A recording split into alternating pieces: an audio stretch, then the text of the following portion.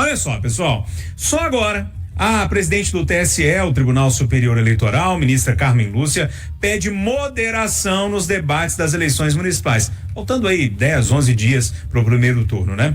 A manifestação veio após a agressão de um assessor do candidato à Prefeitura de São Paulo, Pablo Marçal, contra o marqueteiro do candidato à reeleição, Ricardo Nunes. Mas não é agora que o clima esquentou, acho que todo mundo está acompanhando, né? Os debates já tiveram cadeirada, falas pejorativas, insultos. A gente trouxe notícias de São Paulo e do Rio, pelo menos 8 pessoas já morreram ou foram assassinadas durante essa eleição. Carmen Lúcia demorou ou adotou uma postura diferente para tirar o TSE dos holofotes depois da grande exposição do ex-presidente Alexandre de Moraes? Eu acho que é esse o ponto da questão, Eduardo. Bom dia para você. Bom dia para todo mundo. Olha, eu sempre tive o maior respeito por essa ministra, professora aqui da PUC, entrevistei a vida inteira, gosto dela, gente séria, seríssima. E mais uma vez, acho que ela não está errada, não. Só que esse alerta devia ter sido feito em julho, mais tardar agosto, e devia agora, já que foi feito agora, acompanhado de algumas, digamos, orientações a juízes e promotores para tomar providências efetivas. Eu disse e repito que no dia que o Datena deu a cadeirada no Marçal, ele deveria sair lá para a delegacia. E disse e repito que o assessor do Marçal deveria ter sido preso, autuado em flagrante, ou se for crime de menor poder ofensivo, no mínimo vir acompanhado de uma ordem para que ele não possa mais comparecer, porque ele não tem estrutura emocional para comparecer a debates. Outra coisa que eu não sei se está no âmbito da Justiça Eleitoral, já que o Pablo não fez, afastá-lo da campanha do Pablo. Aliás, são muitas perguntas que eu estou fazendo. Eu, por exemplo, Júnior, quero encerrar essa participação pedindo a sua vênia para mostrar aqui um trechinho que eu escutei agora, no noticiário, agora às 7 horas da manhã, a propaganda eleitoral gratuita. Eu escutei isso. Eu quero saber da Justiça Eleitoral, dos advogados, vou ligar para o doutor Galupo daqui a pouco, se posso interpretar como crime de etarismo ou não. Foi dito isso em uma das campanhas agora cedo no rádio. Com esses antigos, esses velhos, não dá mais não. Chega. É isso, Júlio. Marcelo da Fonseca, o clima tá quente, não só para nos debates, com o público, com candidatos no interior. Eduardo trouxe essa questão também que envolve o etarismo. E por aí vai, né? Tem muita coisa acontecendo. Você acha que o TSE tá demorando a agir, ou a Carmen Lúcia tá fazendo o certo de dar uma recuada nisso tudo? Bom dia para você. Bom dia, Júnior. Bom dia, amigos do Conversa. Bom dia a todos os ouvintes. Eu vou abrir discordando do Eduardo, porque eu acho que é muito comum a gente ver em campanhas eleitorais isso. O pessoal fala, velha política, tem que tirar essa política ultrapassada. Isso é do jogo.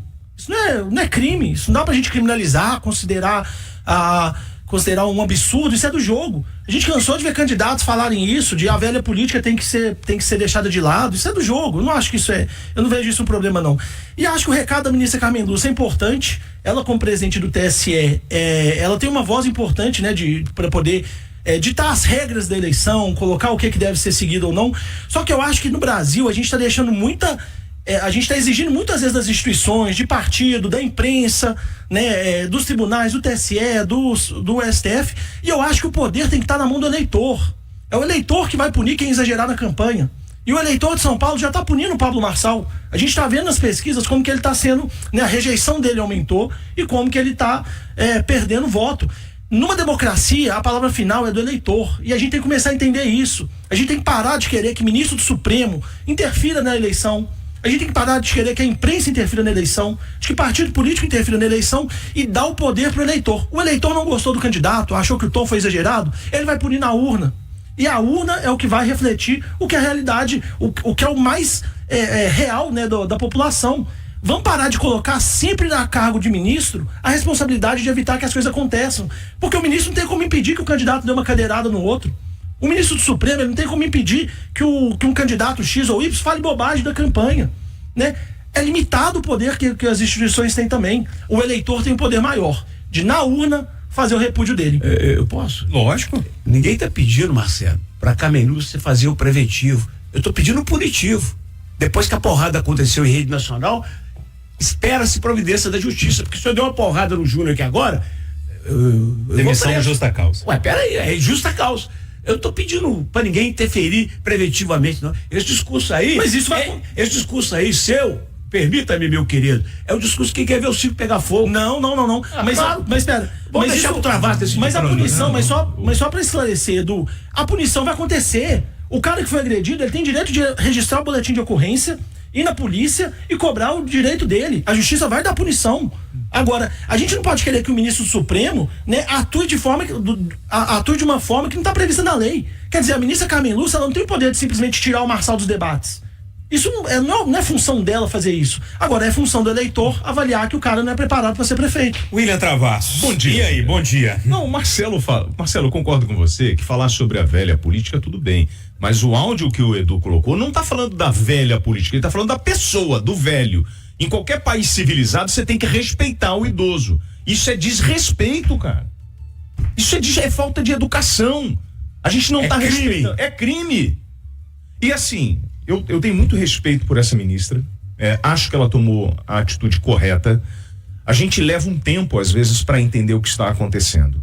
Até 2018, nós tínhamos um modelo de segurança presidencial, porque nós tínhamos o atentado contra a honra da pessoa. A partir da facada do Bolsonaro, o modelo de planejamento da segurança do presidente mudou, porque foi um atentado contra a vida de uma pessoa.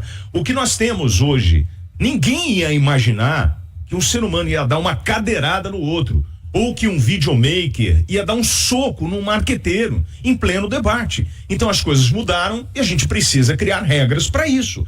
E ok, tudo bem, Carmen Lúcia no caminho certo. Mas demorou, não demorou. Acho que nós temos um problema em relação à violência na política que traz o Rio de Janeiro. Eu falo em 8 mortos, mas quando você pega nos últimos 10 anos, você tem 40, 50 pessoas mortas, vereadores, candidatos a vereador. Tem o Falcon, que era um vereador que foi morto dentro do seu gabinete com um monte de tiro de fuzil.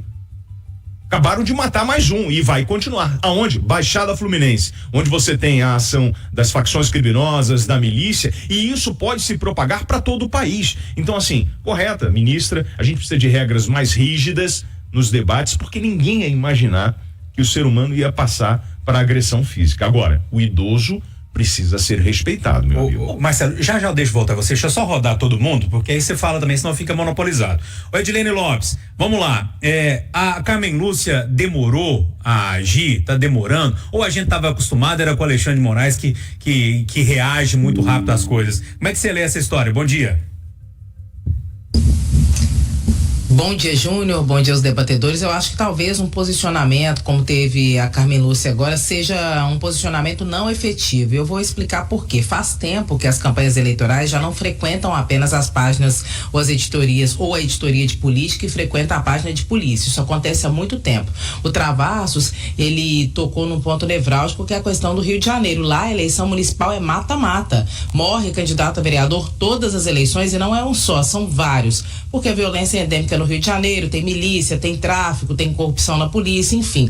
É uma série de problemas que são específicos do Rio, que podem se alastrar para o resto do país. Agora teve uma escalada maior, porque a violência de agressão física chegou à eleição municipal em São Paulo, que é a maior capital, economicamente mais importante do país, e para onde todos estão olhando. Será que não seria o momento de alterar a legislação eleitoral para que ela alcançasse esses episódios também? Porque tem um limite aí. A legislação eleitoral, ela toma conta de uma coisa, só que a partir do momento que a agressão física, isso vira uma questão criminal. Então a legislação brasileira contempla, mas não tem uma punição eleitoral para isso, porque tudo que o candidato quer é conquistar o mandato e derrubar o seu adversário.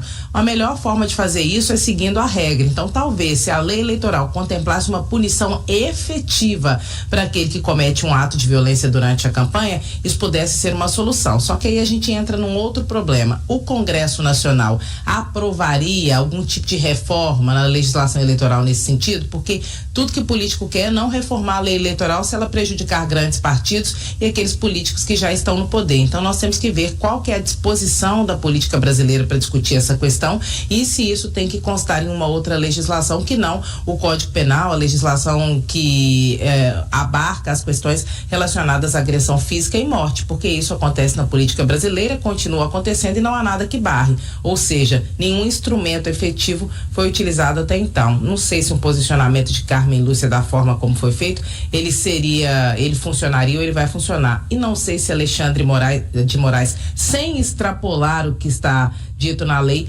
poderia fazer algo também. Fala, Marcelo. Não é só, Júnior, só para esclarecer, porque eu acho que a gente misturou os dois assuntos do áudio com o da ministra Carmen Lúcia e ficou meio confuso. A gente fala, né? Respondendo o William, falar que os antigos políticos estão aí, falar que os antigos não vão resolver nada, que tem que mudar. Você não pode cara de velho, bicho. Não, mas cara é um velho, é inútil, é isso? Não, mas aí é a interpretação que você tá dando. Falar que os antigos é uma coisa, eu não tô defendendo o que foi falado, não. Eu tô falando que é uma questão comum nas campanhas. De falar que tem que ter algum político novo, de falar que tem que ter uma mudança. Isso é uma coisa muito comum. Tratar isso como etarismo, como crime, não. Discordo totalmente. Você não pode descartar uma pessoa pela sua idade. Concordo, exatamente.